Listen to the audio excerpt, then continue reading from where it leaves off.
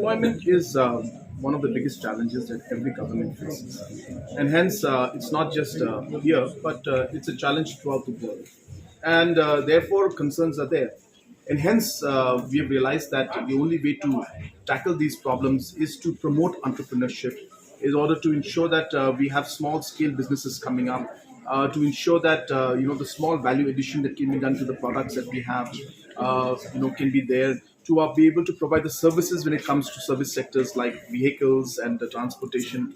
So you'll be seeing that in every step of the way as we move along, whether it's the homestays that we're doing, whether it's the tourism vehicles or the vegetable, the agriculture vehicles that we're going to distribute, whether it's a prime program where over 1,000, entrepreneurs have been supported, whether it's a self-help group movements we're having at the grassroots level.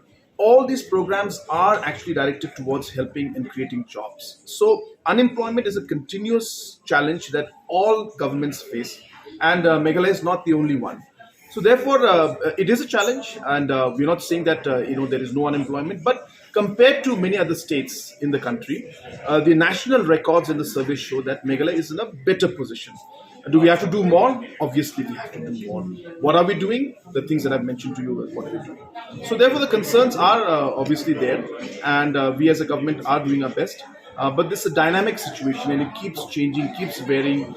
Different situations lead to different challenges, and we have to adjust and accordingly move forward. So yes, it's a challenge, but we are doing our best in different programs to address the issue of unemployment.